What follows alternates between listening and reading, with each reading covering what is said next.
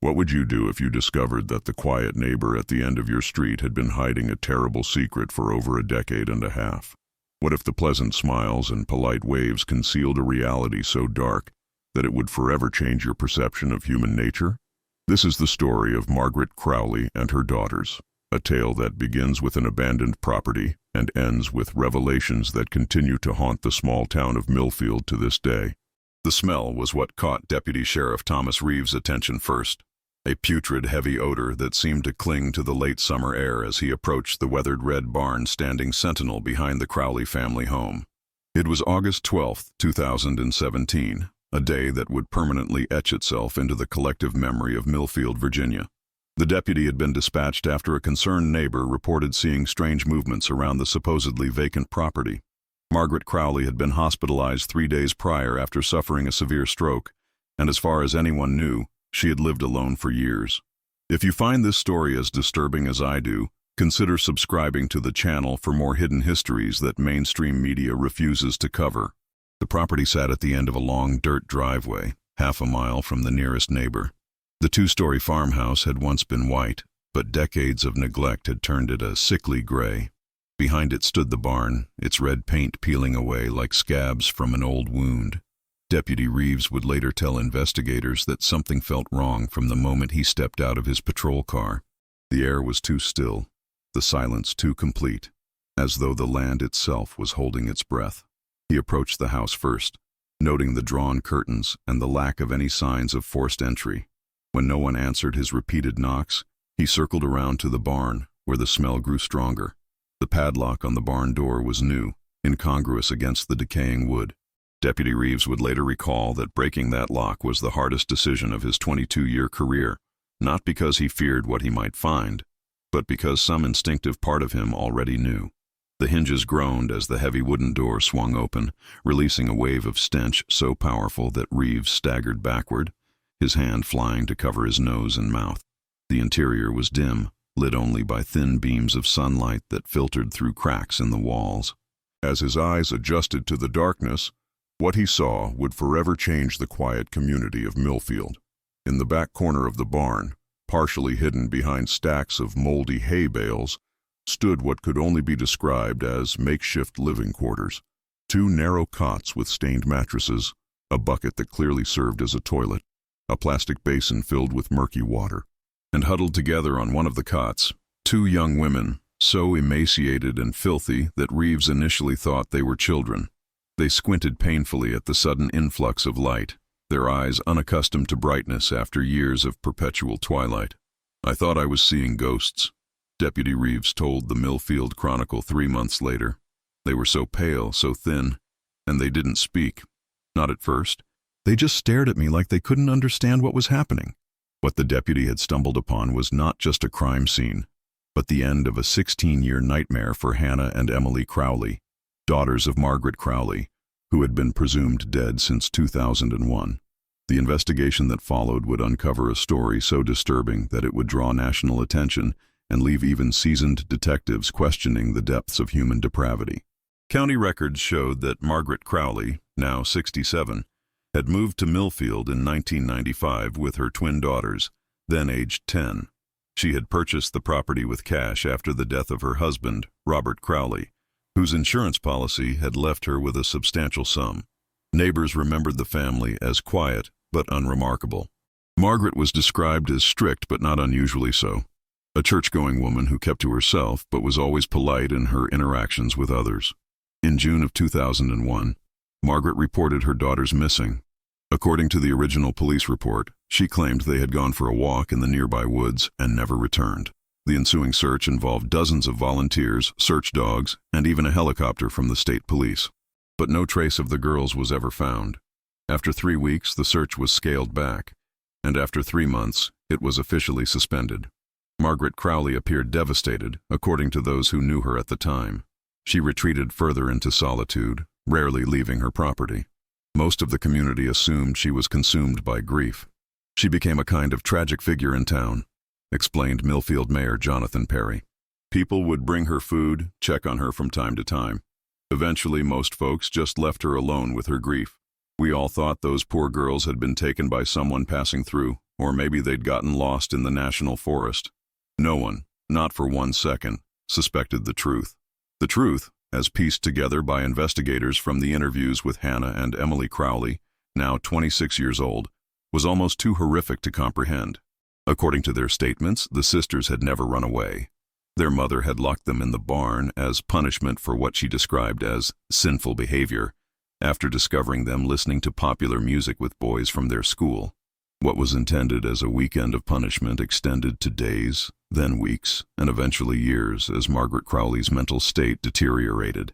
Medical records obtained during the investigation revealed that Margaret had been diagnosed with paranoid schizophrenia in her 20s, but had stopped taking her medication shortly after her husband's death.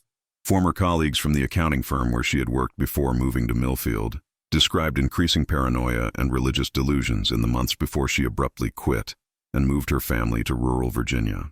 The initial days of the girls' confinement were documented in a journal found in Margaret's bedroom, written in neat, precise handwriting that grew increasingly erratic with each entry.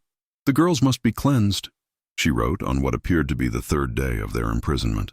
"I hear them whispering together, plotting against me. They've been corrupted by the world. Only isolation will purify them." Later entries revealed Margaret's elaborate delusion that her daughters had been possessed by demons, and that only by keeping them separate from society could she prevent them from fulfilling what she believed was their destiny to bring about the apocalypse.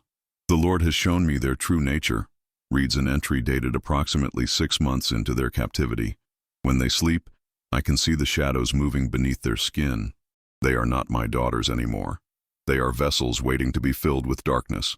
But there was one detail no one had anticipated. As investigators continued to search the property, they discovered a hidden compartment beneath the floorboards of Margaret's bedroom. Inside was a collection of newspaper clippings dating back to 1994, all related to the disappearance and murder of 3 young girls in Oakland, Maryland, less than 50 miles from Millfield. The case had remained unsolved, but the primary suspect had been Robert Crowley, who worked as a janitor at the elementary school the victims attended. Robert died of an apparent suicide before he could be arrested, though police at the time were convinced of his guilt. The discovery of these clippings suggested a possible motive beyond mental illness.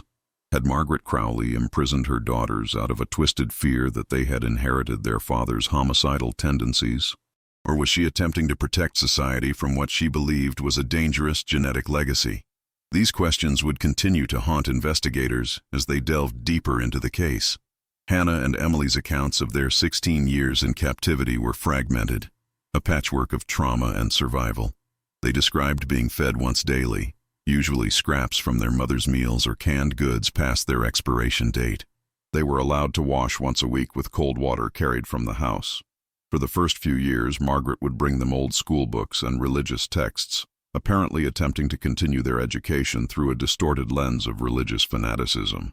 But as time passed, these visits became less frequent and more unpredictable. Sometimes she wouldn't come for days. Emily told investigators, her voice barely above a whisper. "We would think maybe she had died, or forgotten about us completely. Then she would appear suddenly in the middle of the night, standing over our beds just watching us sleep." The sisters developed their own methods of tracking time, scratching marks into the wooden posts of their cots to count the days. They created elaborate fantasy worlds to escape their reality, whispering stories to each other when they were certain their mother wasn't listening from outside the barn. They established a crude calendar based on the changing seasons, which they could track through the cracks in the barn walls. Through extreme temperatures, illnesses, and despair, their connection to each other became their lifeline. Physical evidence collected from the barn corroborated their account. The walls were covered with faint drawings and writing, much of it religious in nature. Investigators found crude dolls made from scraps of cloth and hay hidden in the rafters where Margaret was unlikely to find them. And most disturbingly, they discovered a small hole dug beneath one of the cots, where the sisters had apparently planned an escape attempt years earlier before abandoning the plan out of fear of the consequences if they were caught. What they found next would change everything about how investigators understood the case. Behind a false wall in the barn, accessible only through a narrow gap that required significant contortion to navigate, police discovered a small hidden room. Unlike the squalid conditions in the main area where Hannah and Emily were kept, this space was meticulously organized. Inside were hundreds of pages of drawings, all apparently created by the sisters during their captivity. The drawings told a story that Hannah and Emily had been reluctant to verbalize. The earliest sketches showed their mother as a towering, monstrous figure, often depicted with horns or surrounded by flames. These gave way to images of the sisters themselves, first as recognizably human children, then gradually transforming into something else. Their limbs elongated, their features sharpened, their eyes depicted as hollow voids. The most recent drawings showed them as almost completely transformed, barely recognizable as human. When asked about these drawings, both sisters initially refused to discuss them. It was only after several weeks of therapy that Hannah finally explained their significance. "Mother told us every day that we were becoming demons," she said. "At first, we didn't believe her, but after years of hearing it, seeing only her, having no other voice to counter what she was saying, we started to wonder if maybe she was right. We could feel ourselves changing, not physically, but something inside us was different. The drawings were our way of trying to understand what was happening to us." This psychological transformation represented perhaps the most insidious aspect of Margaret Crowley's abuse. Through isolation and constant psychological manipulation, she had convinced her daughters that they were literally transforming into supernatural beings. Child psychologists brought in to evaluate Hannah and Emily described this as an extreme form of gaslighting, compounded by sensory deprivation and the echo chamber effect of having only each other as reality checks. Dr. Sarah Mitchell, the lead psychologist assigned to the case, explained it this way. "When your only human contact is with someone who consistently tells you that you're becoming a monster, and you have no external reference point to contradict that narrative, it can actually alter your perception of yourself. Add to that the physical changes of puberty, which they would have been experiencing without any education about what was happening to their bodies, and you can understand how they might have interpreted those changes as confirmation of their mother's delusion."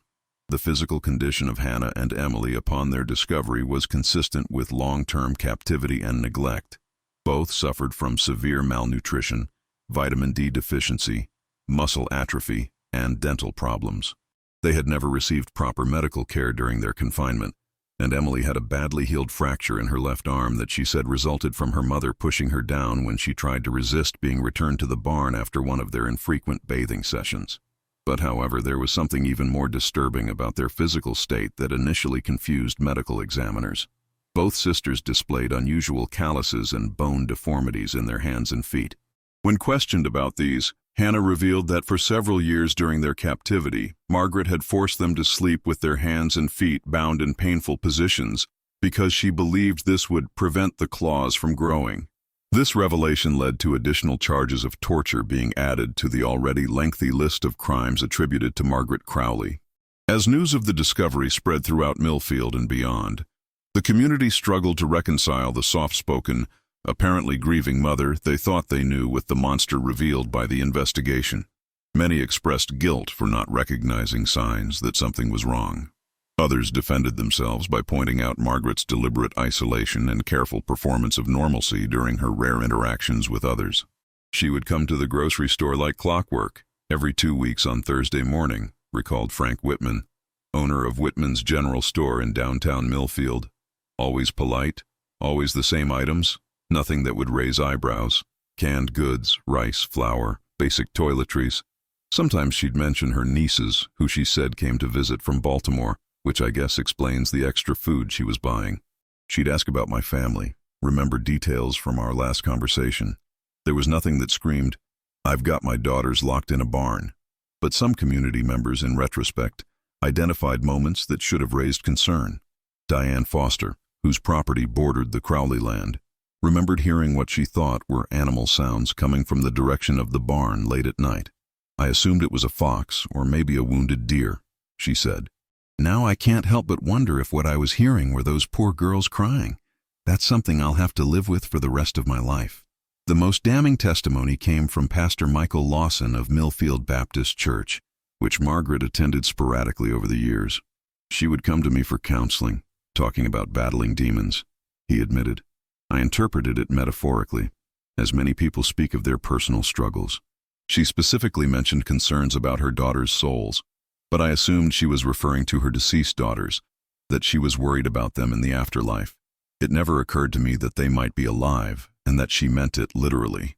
As the investigation continued, authorities made another shocking discovery that further complicated the already disturbing case. In the attic of the main house, hidden behind a false wall similar to the one in the barn, they found evidence that Margaret had not always kept her daughters confined to the barn. During the first year of their captivity, it appeared they had been held in this attic space, a cramped room with a sloped ceiling, too low for an adult to stand upright. The walls of this room were covered with writing, not in the childish scrawl of the sisters, but in Margaret's precise handwriting. Biblical verses, primarily from Revelation and Leviticus, covered every available surface. Interspersed among these were what appeared to be ritual instructions, detailing purification ceremonies that Margaret had apparently performed on her daughters during the early phase of their captivity. "Bathe in salt water under the full moon," read one such instruction. 3 drops of blood from each at midnight. Burn the hair and mix with holy water. These writings suggested that Margaret had initially believed she could cure her daughters of their supposed demonic nature, before ultimately deciding that permanent isolation was the only solution. Items found in this space included jars of what forensic analysis would later identify as hair, nail clippings, and dried blood, apparently collected from Hannah and Emily during these rituals. Also discovered was a collection of dolls, each bearing a crude resemblance to one of the sisters, stuck through with pins in a manner reminiscent of folk magic practices. When confronted with these findings at the hospital where she was recovering from her stroke, Margaret Crowley finally spoke about her actions. According to the attending physician, she showed no remorse, instead expressing surprise that the containment had failed. "The seals were perfect," she reportedly said. "They shouldn't have been found. Now it will all happen as foretold." Margaret's medical condition complicated the legal proceedings. The stroke had left her with significant cognitive impairment, raising questions about her competency to stand trial. Brain scans showed extensive damage to areas associated with rational thinking and emotional regulation, though neurologists noted that these changes were recent and would not explain or excuse her actions over the previous 16 years. What would happen next would shock even the most seasoned investigators on the case. While Margaret remained under guard at the hospital, authorities continued their examination of the Crowley property. As they expanded their search to the surrounding woods, cadaver dogs alerted to an area approximately half a mile from the house. Excavation revealed the remains of 3 bodies, all female, all estimated to have been between the ages of 8 and 12 at time of death. Dental records would later identify these victims as girls who had gone missing from neighboring counties between 2005 and 2009. In each case, the disappearances had been treated as possible runaways or abductions, with no connection ever made to Margaret Crowley or the Millfield area. This discovery transformed what had been a case of extreme child abuse and false imprisonment into a multiple homicide investigation. The condition of the remains and evidence collected from the burial site suggested rituals similar to those documented in Margaret's attic writings had been performed on these victims. When Hannah and Emily were carefully questioned about these findings, their responses were equally disturbing. They revealed that on several occasions during their captivity, their mother had brought other children to the barn, introducing them as replacements, who would take on the demons if Hannah and Emily proved themselves worthy of salvation. These children never stayed long, and the sisters had assumed they had been returned to wherever they came from after their mother deemed the transfer ritual unsuccessful. "She would bring them in and make us all hold hands in a circle," Hannah explained. "She would chant and sprinkle us with different liquids, water, oil, something that smelled like blood. Then she would take the other girl away and tell us that the demons had rejected her as a vessel. We never knew what happened to them afterward." This testimony suggested a horrifying possibility, that Margaret Crowley had abducted other children in attempted exorcisms to free her daughters, and when these rituals inevitably failed, she murdered these innocent victims rather than release them. The investigation expanded to include a review of all unsolved disappearances of young girls within a 100-mile radius during the 16-year period of Hannah and Emily's captivity. The psychological impact on the sisters was profound. Beyond the trauma of their own captivity, they now carried the additional burden of knowing other children had died because of their mother's delusions about them. Therapists working with Hannah and Emily reported that this revelation caused a significant regression in their recovery. with both expressing suicidal thoughts and overwhelming guilt, despite assurances that they were in no way responsible for their mother's actions. But there was one piece of the puzzle that revealed the most unthinkable aspect of the entire case. Among Margaret's personal effects, investigators found a small leather-bound journal that appeared to predate the confinement of her daughters. Entries from the mid-1990s detailed her growing concerns about her husband Robert's behavior, specifically his interest in young girls. The journal suggested that Margaret had not only been aware of her husband's predatory tendencies but had actively helped cover up his crimes in Maryland before his suicide. One entry, dated just 2 weeks before Robert's death, read, "R brought another one home last night. I cleaned up afterward as always, but I saw the way he looked at H&E at breakfast. God forgive me, I should have known this would happen eventually. They're getting to the age that interests him. I cannot allow it. There must be another way." This journal painted a very different picture of Margaret's initial motivation for isolating her daughters. Rather than being driven purely by psychotic delusions, it appeared that she had originally imprisoned Hannah and Emily to protect them from their father. After Robert's suicide, rather than releasing them, her untreated mental illness apparently transformed this protective impulse into the elaborate demonic possession narrative that would define the next 16 years. Forensic psychologists suggested that Margaret's guilt over her complicity in her husband's crimes may have contributed to her psychological break. Unable to face her role in enabling a predator who had ultimately threatened their own children, she instead constructed an alternative reality in which external forces, demons, were the threat, allowing her to cast herself as protector rather than enabler. As the criminal case progressed, Margaret Crowley was ultimately deemed unfit to stand trial due to her post-stroke cognitive impairments.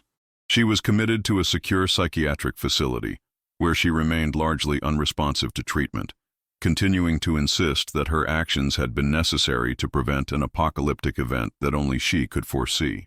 Hannah and Emily Crowley faced a different kind of challenge, reintegrating into a society they barely remembered. Having been confined since the age of 16, they had missed crucial developmental milestones and educational opportunities. Their knowledge of the modern world was frozen in 2001, leaving them bewildered by smartphones, social media, and the countless other technological and cultural changes that had occurred during their captivity. "It's like they're time travelers," explained Dr. Mitchell. "Imagine falling asleep in 2001 and waking up in 2017. Now add to that the trauma they experienced and the fact that their social development was arrested at age 16. They're adults chronologically, but in many ways, they're still the teenagers they were when they were first locked away." The sisters were placed in a specialized rehabilitation program designed for long-term captivity survivors. Progress was slow but steady. They had to learn basic life skills that most adults take for granted: how to shop for groceries, use a computer, manage money, and navigate public transportation. They also required extensive therapy to address the psychological damage inflicted by years of isolation and psychological manipulation. One of the most challenging aspects of their rehabilitation was helping them develop healthy relationships with others. Having had only each other and their mother as human contacts for 16 years, they initially struggled with appropriate social boundaries and communication. They were simultaneously overly trusting and deeply suspicious, vulnerable to manipulation but quick to perceive threats where none existed. After a year in the rehabilitation program, Hannah and Emily made the difficult decision to tell their story publicly, hoping that doing so might help identify other possible victims of their mother and prevent similar cases in the future.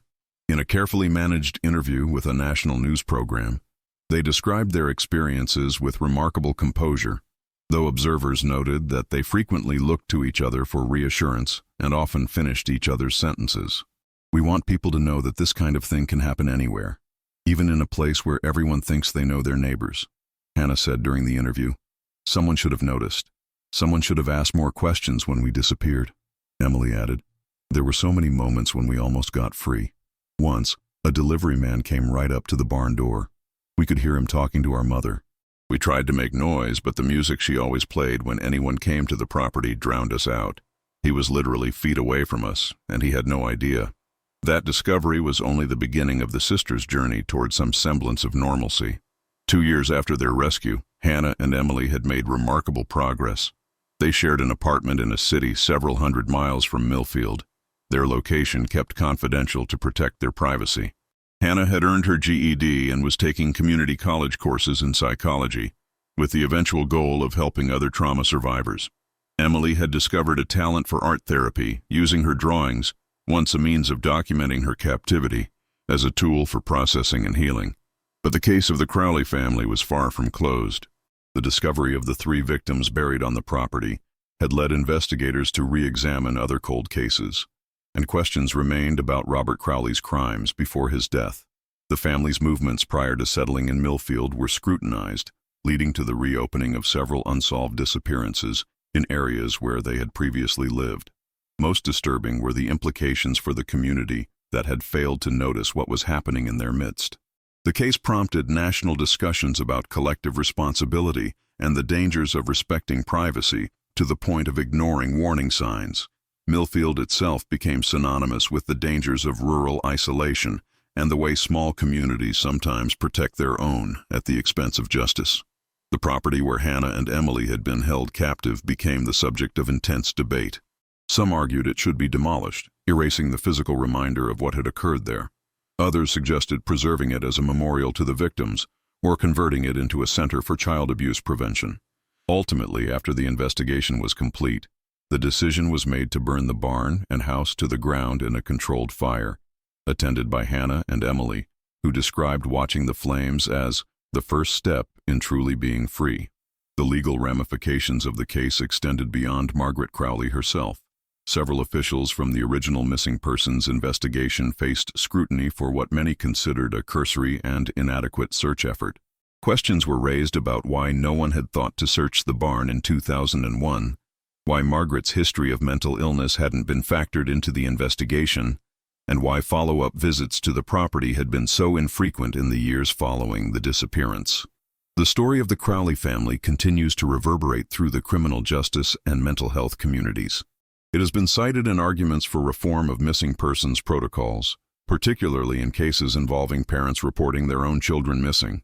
It has also led to increased training for rural law enforcement in recognizing signs of mental illness and identifying potential cases of captivity and isolation. For Hannah and Emily, the future remains uncertain but hopeful. They continue to deal with health issues resulting from their long confinement, including chronic joint problems, compromised immune systems, and ongoing dental reconstruction. Both experience PTSD symptoms and likely always will, but they have also demonstrated remarkable resilience. "We survived by believing that someday we would be found," Hannah explained in a written statement released on the 3rd anniversary of their rescue. "We held on to each other, and on to that hope. Now we're learning how to do more than just survive. We're learning how to live." The case file remains open as investigators continue to pursue leads related to potentially unidentified victims of both Margaret and Robert Crowley. The full extent of the couple's crimes may never be known, particularly given Margaret's ongoing mental deterioration. She remains institutionalized, still occasionally speaking of demons and apocalyptic prophecies, apparently unaware of or uninterested in the additional murders attributed to her. As for the community of Millfield, it has never fully recovered from the shock of what happened there. Property values plummeted, and several families moved away in the months following the discovery. Those who remained speak of a loss of innocence, a permanent shadow cast over what had once been considered an idyllic rural town. "We all failed those girls," Mayor Perry said at a community meeting held 6 months after the rescue. "We believed what we wanted to believe, that they were victims of some random tragedy, not that they were suffering right under our noses for 16 years. That's something this town will have to reckon with for generations." The story of Hannah and Emily Crowley forces us to confront uncomfortable questions about community responsibility, the limits of privacy, and the sometimes thin line between mental illness and evil. It reminds us that the most disturbing monsters are not supernatural creatures but ordinary humans capable of extraordinary cruelty. Perhaps most unsettling is the knowledge that for every case like the Crowleys that comes to light, others may remain hidden. How many barns, basements, and attics across the country conceal similar horrors? How many Margaret Crowleys move among us, their delusions and crimes protected by social politeness and the assumption that no one could be capable of such things? As Hannah and Emily continue their long journey toward healing, they remain adamant about one thing: They want their story told, not for sensationalism, but as a warning. Look more closely at your neighbors, Emily urged in their public statement. Ask questions when things don't add up. Don't assume the worst can't happen in your community. We lived less than a mile from people who never thought to check a barn for 16 years, until one piece of the puzzle revealed the most chilling aspect of the entire case. In the years since the sisters' rescue, investigators have continued to probe the full extent of Margaret Crowley's crimes. Using advanced forensic techniques, they recently discovered that the DNA of one of the 3 young victims found buried on the property carried genetic markers consistent with being the offspring of Robert Crowley. This has led to the disturbing theory that at least one of the murdered girls may have been the product of Robert's abuse of another victim before his suicide, a child Margaret discovered and then eliminated as part of her delusional mission. If this theory proves correct, it would add yet another layer of horror to an already unfathomable case. It suggests that Margaret's actions may have been motivated not only by mental illness and a distorted protective instinct toward her daughters, but also by a determination to erase all evidence of her husband's crimes, including innocent children who represented living proof of his depravity. This latest development has prompted authorities to expand their investigation even further, re-examining cold cases across multiple states and reaching back decades. The full truth of the Crowley family's dark legacy may still be unfolding, a reminder that even the most thoroughly investigated cases can contain hidden depths of horror waiting to be discovered. For the residents of Millfield, the shadow of the Crowley barn continues to lengthen with each new revelation. Many have come to believe that their community will never fully escape the taint of what happened there. Some speak of selling their homes and moving away, unable to look at their quiet streets the same way again. Others have become hypervigilant, perhaps overcompensating for their previous blindness by reporting the slightest suspicious behavior to authorities. As for Hannah and Emily, they have requested no further updates about the investigation. Their therapists have advised that continuing to engage with new discoveries about their mother's crimes could impede their healing process. They focus instead on building their new lives, day by day, small victory by small victory. We spent 16 years in darkness, Hannah said, in what they have declared will be their final public statement on the matter. We choose now to look toward the light. Whatever else our mother did, whatever other secrets might still be buried, we can't let that define our future the way it defined our past. The barn is gone, reduced to ashes and cleared away. The house has been demolished. Nothing remains of the physical prison that held Hannah and Emily Crowley for 16 years. But the questions their case raises about human nature, community responsibility, and the fragility of our social fabric remain unanswered and perhaps unanswerable. As this investigation continues to evolve, one cannot help but wonder how many other Margaret Crowleys exist in quiet towns across the country, how many other barns conceal secrets too terrible to imagine, and how many victims wait, right now, for someone to ask the right questions, to look more closely, to check behind that locked door. The most terrifying aspect of the Crowley case is not the specific horrors that Hannah and Emily endured, as unimaginable as those were. It is the reminder that such things can happen anywhere, hidden behind ordinary facades, unfolding in the shadows while life continues normally just a short distance away. It is the knowledge that evil rarely announces itself, but instead relies on our collective unwillingness to believe it could exist in our midst. Perhaps that is the true legacy of the Crowley case, not just the specific tragedy of 2 girls imprisoned by their mother's madness, but the broader warning it offers to all of us.